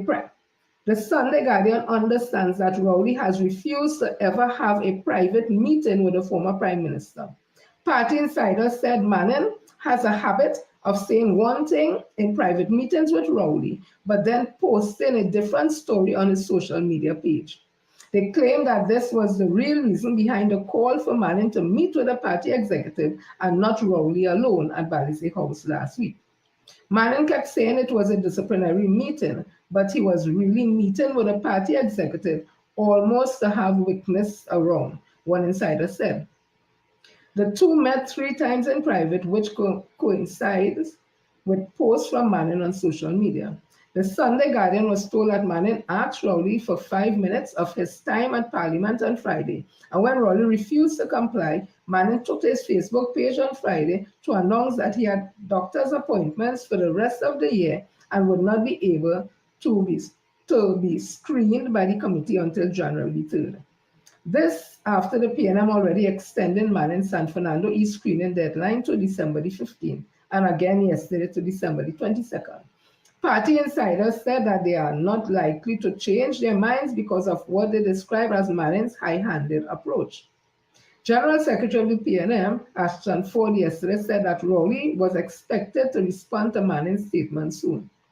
Elias took Embert into right, so that's another story there. It had 2 stories in one. I'm reading all this to say again that issues in the PNM is nothing new. This one and that one and all, nothing new. And something I read there, it will shed a little light that the bad light that they keep throwing on Dr. Keith Christopher Rowley when it comes to Mr. Manning. apparently it was not a one-sided thing. Apparently Mr. Manning, God rest his soul, based on this report, also did things that would have negatively affected and impacted on Dr. Keith Christopher Roy, right? But we leave that there. The point I'm making is this. At the end of the day, there was a coming together, not a forcing together, a coming together, and a decision was made to do this, X, Y, Z, and whatever the case may be, right? And we moved on from 2015, won the election, 2020 the election, then we are 2025. Decisions were made. Some agree, some didn't agree, and when they come together, all of them agree. And then when it's time to campaign, whatever it is, apparently some of them was doing something different and not totally going the full distance so PNM could win. We heard people say, and I don't have to say who say, that people were going around in Labre, in Moruga, and Labre and Moruga, and I think Tableland, if I'm mistaken, and were telling people, do not vote for the PNM. So I don't know who want to put it on that rock and say that wasn't true. That was happening. Do not vote for the PNM, and they mentioned the fact that Stuart Young is a Chinese and this is a black party, and even if the PNM will lose, that they will build back the party. Don't put all their head on that rock to say those conversations were not happening. So I go right back to where I started again. You all want to build back and bring back the love, but you can't bring back love alone. You have to build back trust, because love alone will carry you so far without trust, and love alone without trust, everything will fall apart. Because all them who sit down there now, the six, the famous six, I call them, with the major famous one, so 6 and 7, all they did something that was wrong, and because all they love one another, all they didn't include the others, so that there will be trust in everybody. And then we have the opposition leader today, and nobody to talk about it. They just want us to move on. And when they talk about it, they're telling you about, oh, you support Stuart Young. Stuart Young did not put his name into the race, and I was happy he didn't do it, because I am always talking on my life. He should not get himself involved in that bacchanal and confusion. And we see it already having bacchanal and confusion. So let me read something here again, because these things are important. It's historical things about the People's National Movement that I guess plenty people may not have known. This is from Roy Mitchell, July 11, 2025. He said, this was in Trinidad Express, come June 22nd, amidst a barrage of mountain misgivings, the People's National Movement will be busily engaged in electing their new central executive. It's a time for reflection. Today's column reflects upon a paper addressed to the former executive in May 2022, titled Creating an Enabling Environment for a Successful 2025 Election Campaign. The following extracts from the preamble are instructive. By 1956, the inaugural conference of the People's National Movement adopted the People's Charter. It declared inter alia, we are not another of the transitory and artificial combinations to which you have grown accustomed in election years, or another bandwagon of dissidents and disappointed politicians, each out merely to get a seat in the legislature. We stand or fall by our program, a comprehensive social security program for the general welfare of all the people of Trinidad and Tobago and their families. Nor are we an ordinary party in the accepted narrow sense of the word. We are rather a rally, a convention of all and for all, a mobilization of all the forces in the community, cutting across race and religion, class and color, with emphasis on united action by all the people in all the common cause. The preamble continued. This is from 1956. Events of today reaffirms how relevant, visionary. In fact, the preamble, what I just read here was the 1956 inaugural convention of the People's National Movement when they adopted the People's Charter. So it read up to where it says that we are rather a rally, a convention of all and for all, a mobilization of all the forces in the community, cutting across race and religion, class and color, with emphasis on united action by all the people in the common cause. So the preamble to this paper that this person wrote, it continues. Events of today, 2022, reaffirms how relevant, visionary, and contemporaneous this enduring declaration continues to be. So the charter went on to say, opposition to this mission was formidable, fierce, unpatriotic, swift, and vicious. 66 years later, 3 years ago. So the preamble of the People's Charter ended at opposition to the mission. Opposition to the mission was formidable, fierce, unpatriotic, swift, and vicious. So the person is saying 66 years later, 3 years ago, the PNMs remain the only proven bastion of political uprightness in Trinidad and Tobago, uncompromising and unrelentingly targeted by the approximately 100 political power-seeking organizations that have successfully sought to dislodge the parties from its pride of place as the only genuine, all-embracing political party, exemplary, worthy of acclamation. One by one, coalition by coalition, they came, put on their show, disappeared, and faded into oblivion. The writer cautioned, but let us not be deluded. There is an ominous cloud of political machinations hovering over the national landscape, another of the transitory and artificial combination to which you have grown accustomed in election years, or another bandwagon of dissidents and disappointed politicians, each out merely to get a seat in the legislature, repeated from the People's Charter. The PNM can ill afford to ignore this or take it for granted. The paper proffered an unscientific assessment of the prevailing socio-economic and political environment, raises cause for concern. It points to a number of negative mindsets: disenchantment, despair, racism, race-baiting, anger, hate, resentment, abandonment, crime, etc. Furthermore, the scenario had played itself out on 2 previous occasions, in 1986 and in 2010. It is threatening to create a third disruption. Moreover, this trend will continue unabated unless the PNM heeds the omens and takes calculated steps to avert a highly conceivable retrograde outcome come 2025. The 32-page paper addressed the senior PNM executive members in May 2022 fell on deaf ears, as was the custom, and now struggling to recuperate from the backlash of the general election of 2025. The PNM heavyweights are bewitched, bothered, and bewildered, grappling in clandestine clusters how best to recover from their self-inflicted catastrophe. Yes, you may have guessed right. The 2022 paper was produced by this columnist, 32 pages of deep introspection and strategic visioning, faithfully volunteered. Having anguishedly argued with my conscience since the general election 2025, the missteps, mistakes, mismanagement that have persisted prior to and thereafter have convinced me that before the PNM executive officer's election date comes around, relevant types of disclosure should be shared specifically for the purpose of empowering their membership to approach the ballot box with their eyes open wide. Help them search their souls and gain an informed appreciation of the consequences of whatever decision they take.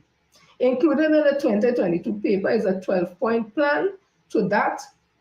That too was similarly ignored, a glaring demonstration of not listening and paying the ultimate price. Clearly, a compelling case has been made for PNM members to be adequately enlightened, especially when being hastily rushed to take critical decisions that will affect not only their overall welfare and well-being, but ultimately that of the nation as a whole. Such controversial precedents require considerable contemplation, searching deep in the soul, reflecting upon the spirit of the People's Charter, united action in a common cause.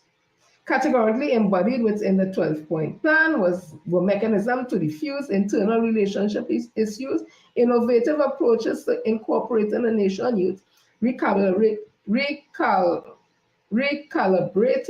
the roles of deputy political leaders, restoring the Women's and Youth League to their former prominence, insisting upon the government's accountability to the party of effective implementation of their mandate, upgrading the criteria for selecting election candidates aligned with contemporary governance philosophy, restoring the labor sector relation, relieving the General Secretary from ministerial office for all the imperative reasons et al.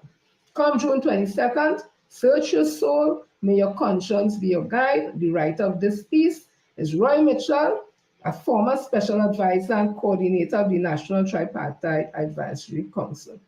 And I want to tell all those who went out and vote on June the 22nd, I wanted to remember this. In 1956, I'm reading it again. In 1956, the inaugural conference of the People's National Movement adopted the People's Charter. It declared, inter alia, we are not another of the transitory and artificial combinations to which you have grown accustomed in election years, or another bandwagon of dissidents and disappointed politicians, each out merely to get a seat in the legislature. We stand or fall by our own program, a comprehensive social security program for the general welfare of all the people of Trinidad and Tobago and their families. Nor are we an ordinary party in the accepted narrow sense of the word. We are rather a rally, a convention of all and for all, a mobilization of all the forces in the community, cutting across race and religion, class and color, with emphasis on united action by all the people in the common cause. And I want to ask you yourself this question. On April the 20th, or when Dr. Keith Christopher Rowley would have stepped down and Stuart Young would have been made Prime Minister, after everybody came together and supported Stuart Young, where the chapter said this is for all peoples, it's not for some people. It cuts across class, race, religion. It cuts across all those things. And Stuart Young was the one who to take us into the election of April the 28th. Whether it come early, whether it come late, whether or not it was Stuart Young, whether or not it was this one or wherever it is, wasn't people supposed to rally around the People's National Movement that is not an ordinary party, that is not a party of dissidents just come together, that is not a party for some but a party for all, that is a party not for race, color, creed, for everybody. Because there's no mother India, no mother China, no mother Africa, no mother Syria, no mother Lebanon. All the time is mother Trinidad and Tobago, and a mother can discriminate against children. So I come back to it again. Or they want to bring love. Where was the love? Where was the love for a child of Trinidad and Tobago? Whether he now come, just come, didn't come, should have come, would have come. Where was the love and the support for something bigger than Stuart Young, the People's National Movement, and what it represented Trinidad and Tobago? Where was the love for Trinidad and Tobago? Where was the love for Mother Trinidad and Tobago and one of she children? But all they want to bring the love, and where's the trust? Because we could love, I say already, you could love without trust. And this is another thing why people are having challenges, but don't talk and say nothing. So this was in the newspapers.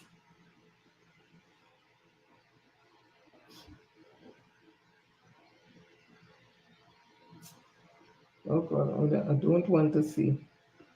I really don't want to see that. I want this story here.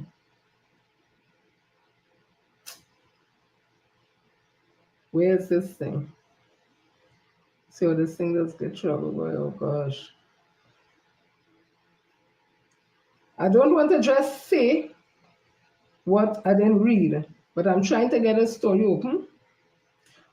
So this is CNC3, and it speaks about there's a pity of the General Secretary, Foster Cummins, Senator Foster Cummins. Unsigned letter raises concern about PNM's General Council meeting. And just a little piece it have here, it said, People's National Movement PNM General Secretary Foster Cummins has chosen not to comment on reports that a letter is being circulated questioning Dr. Amy Bong and Roger Manu participation. Why you don't want to comment on it? Because you don't want to comment on it to the people who are asking questions. You don't want to comment on it in General Council. It's just as if it never happened and you want to move on. And again, how can you build trust on that? So there is some letters going around unsigned, but this is one that is signed, and it is signed by, if I don't get the person name correct, Choin Su Chinua Barkley, and then they put in brackets CHE, and it says here, they have the person's phone number, they have the email address. The letter is dated the 12th of the 6th, 2025, and it said message for submission to the General Council, and it reads, as a committed member of the People's National Movement, I am formally requesting that the current election process be suspended until further notice. There are serious concerns regarding the conduct and legitimacy of the recent General Council meeting. It is imperative that the principles of transparency, fairness, and democratic participation be upheld at all times within the party. I therefore urge the General Council to organize a properly constituted and procedurally sound meeting where all members can participate fully without bias or prior coordination of votes. Only then shall any election be resumed. Let us protect the integrity of our movement by ensuring that all internal processes are fair, inclusive, and beyond reproach. I don't know who the person is. I don't know if it's PNM or not. I will know them thing, and that is not my concern. My concern is that people are speaking out.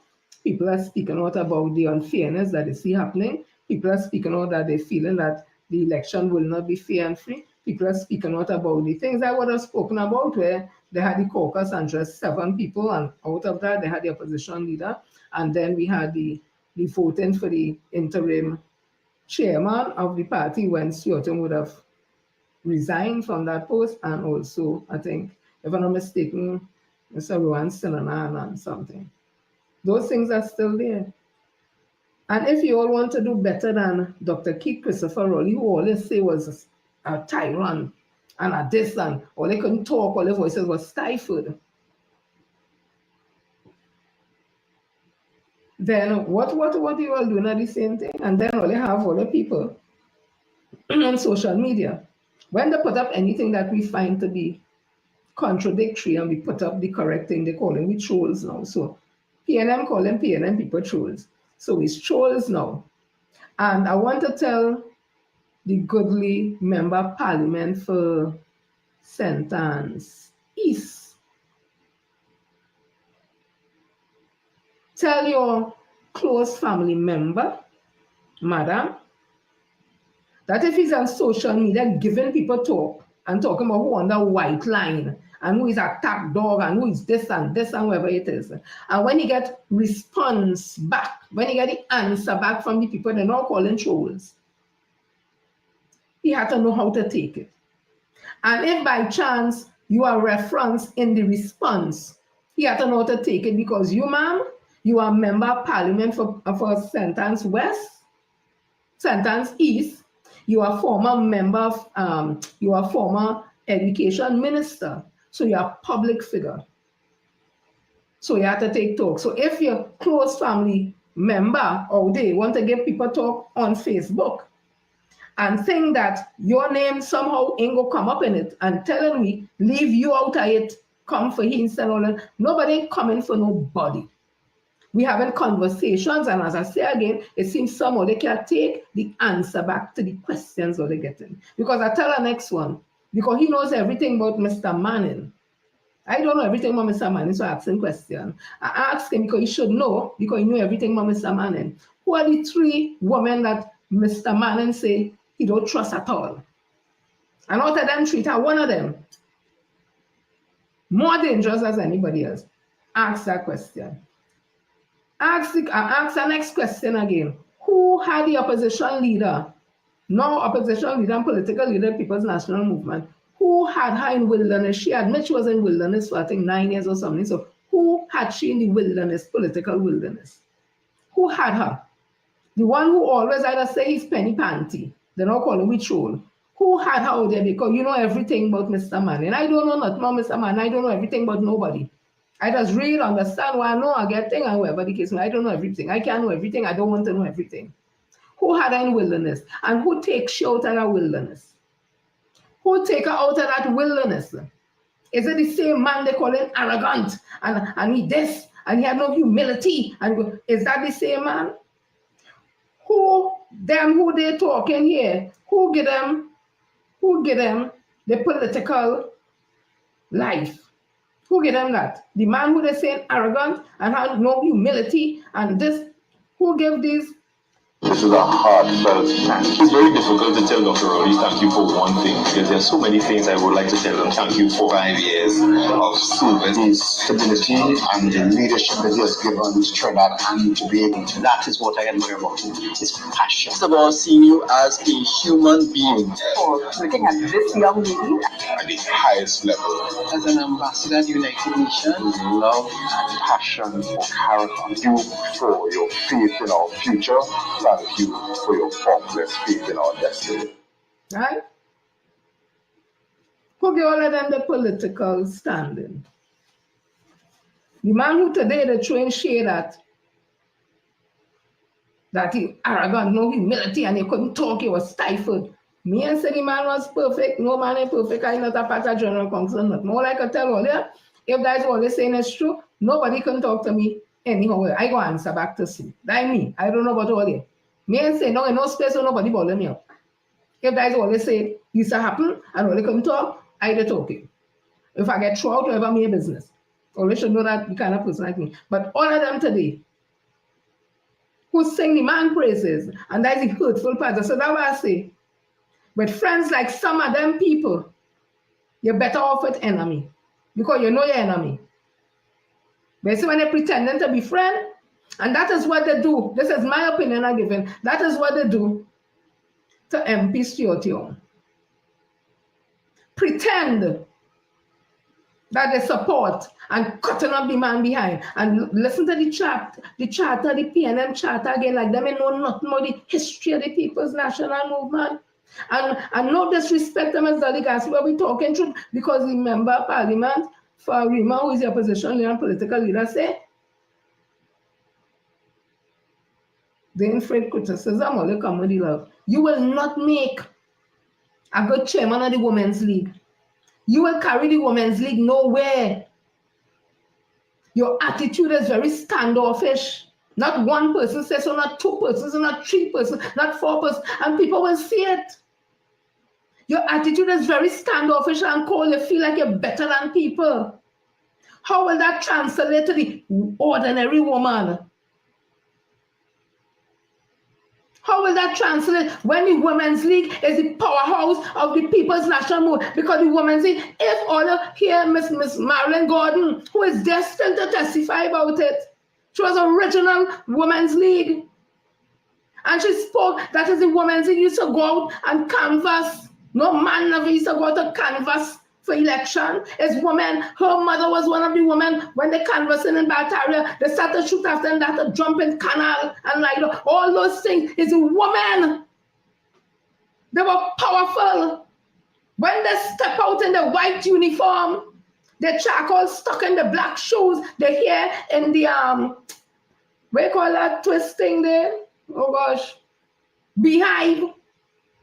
And the little lapel and the things, so whatever, these look like an army. They really so call them big bottom grade because let me tell you, like all of them to me had a sit side because my mother was one of them too. All of them had a kind of side. I don't know.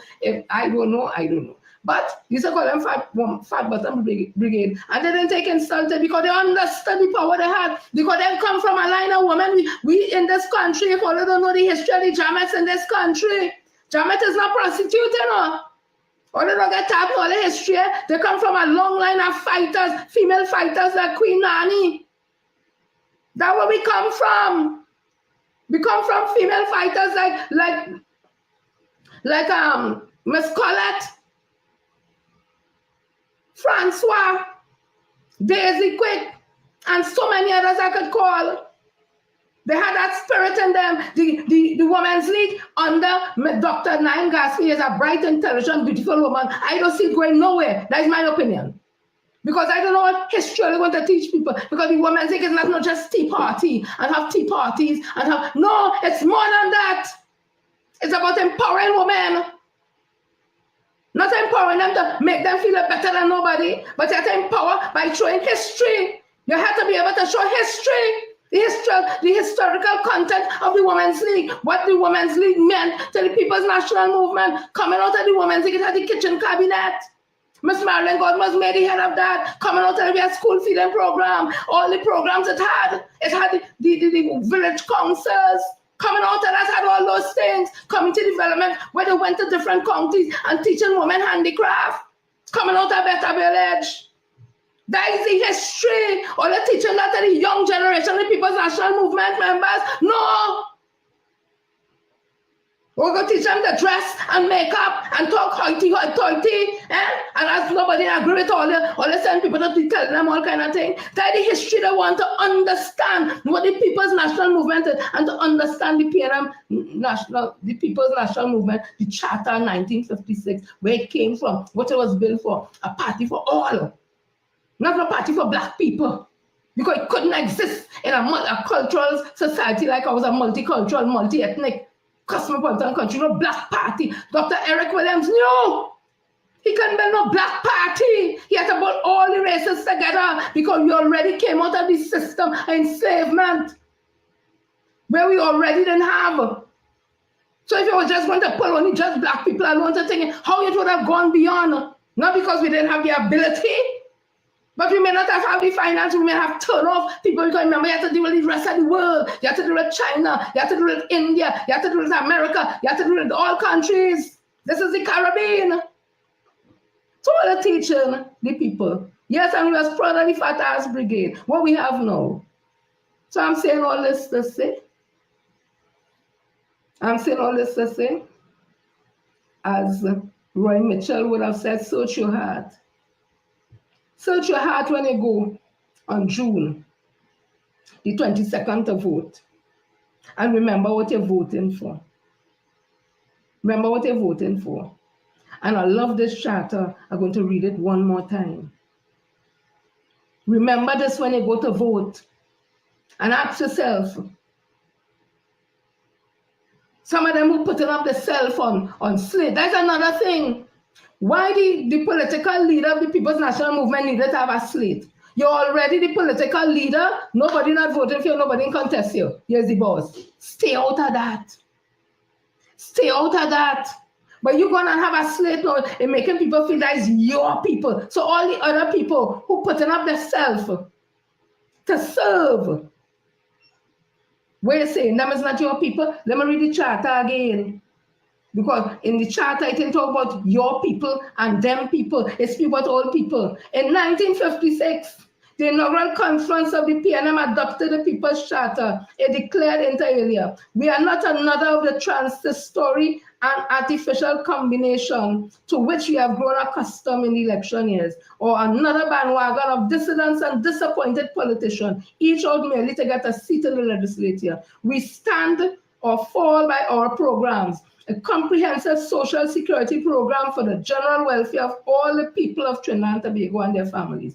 Nor are we an ordinary party in the accepted narrow sense of the word. We are rather a rally, a convention of all and for all, a mobilization of all the forces in the communities, cutting across race, religion, color, class, with emphasis on united action by all of the people in the common cause.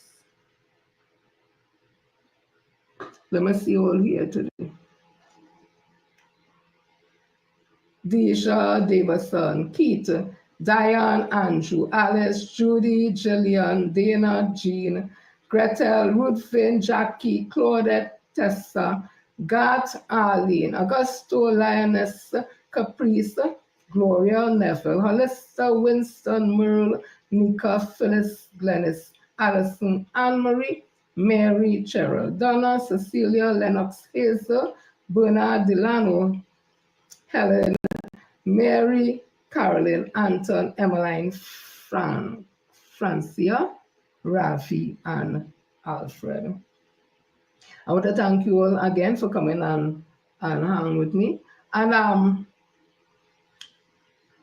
I will definitely come as time go along with some historical context about people of African descent and that our heritage. We ought not to be ashamed of anything. Enslavement is what it is. We were never slaves, we were enslaved. Two different words. Words have meaning. Slave means something else, enslaved means something else. We were enslaved. So it meant that we were never slaves, but they created a situation that created that. And for 400 years or more, we were made to be nothing. We were put to the bottom of everything. Unfortunately, some of us still have that psychological blow, because even in recent time, your psychologists, psychiatrists, counselors, all that. You just grew up in a household where you've been abused or whatever it is, and you come out of abuse or you have self-esteem issues. That's just a couple of years, 12 years, 20 years living in the same house. And a psychologist counselor will tell you it's because of what happened in your home. You suffer trauma from that. So imagine 400 years of enslavement, like 4 generations of African people born into enslavement. It must have some type of effect on some of us. Fortunately, a lot of us would have been able to ride the tide and able to rise again because we were always on top. We weren't superior to nobody else, but we were intelligent people. We teach the world. We create things in the world. Up to now, they can't explain it, the pyramid and so many other wonders of the world. It's African people, whether the skin is a little light and the hair a little soft or whatever, African people, because the continent was big. The continent spread all over. It wasn't this narrow thing to just put it there and cut off people as time go on and geography evolve and climate change and all that happen, land start to shift. And all. I'm not a geologist or that kind of thing, but I have some, you understand the point I'm making. So we have nothing to be ashamed about. So if there's some of Indian descent ashamed of their culture and their history coming out of India, them have to deal with that. Don't vex with we, but your history is real and it is there. I just read about it and I just tell all about it. But it's not to make all you feel bad. It's to strengthen you to know where you came from and where you're at now. And we're proud of all who make it. But some all just get on as if all they come from quite here, so high, and African people come from nothing. Drink quality, cool. Sip quality, cool. All are we in this together here. We will make it together. We come on different ships, different conditions. Don't put the two together. You can't put enslavement and emancipation with indentureship and the fast across. No, you can't. Two different totally things. Two different type of behavior. And Benzi Samurai, I think it was, God rest his soul, a historian, he said you can't compare what happened to the African people in enslavement and that middle passage. So what happened to Indian people and indentureship. So let us be real. Let us be real, right? So again, the People's National Movement, there's a people charter, Dr. Eric Williams, 1956, would have written it, get it, read it, understand the People's National Movement, not an ordinary party. And what has happened with this few who come in like a clique now is not right. The party is for everybody. And if all they've made mistakes, you all are human. It is human to make mistakes, to err. That is human. If you all made mistakes, admit the mistakes, and let us move on. Let us build back trust, because there's no trust to the people on the outside. Whatever clique all they have, it must have trust there. But I don't even feel it had trust there. It might have love and admiration, all kind of thing there, but it ain't have no trust. Because as something go wrong, them same crowd people went to turn around like vipers. So we want to build the party proper, because what we see there in Parliament today, the little I see, PNM need to bring it. Get all your act together. As we just say, get your shit together. Because we're dependent on all it. All they don't do is set up foolishness prior April the 28th. All you do that. Don't blame Siochong and Dr. Rowley. Put some blame on all yourself. All you did that to us, and now we are saddled with this UNC government. All you take blame for that. It's all you have we here. So take blame for that too. But let we move on. But you have to take blame for it, admit it, and that's how we can move on. You can't put your head in the cloud and put it on 2 people and 3 people. It's a collective thing because the PNM is not one people, it's all people. It's a convention, general council. Where's the blame for them? Where's the machinery? Did the machinery fail? What happened? Don't just blame 1 or 2 people because all they say, all they supporting Stuart Young, all they agree with Dr. All they supporting, and then all they lick up the man after that. And then now, all they want to form a clique and ball, let us bring the love, bring the love. As I say, you can love, but if you have no trust, that ain't lasting. So people, have a blessed weekend. What is the charter? I will try and put it up fiercely. People, when you go to vote June the 22nd, remember the People's Charter, the People's National Movement is a party for all. Not no clique, not no some, not no black man, not no white man, not no Chinese man, not no Indian man, not no Syrian man. It's a party for all.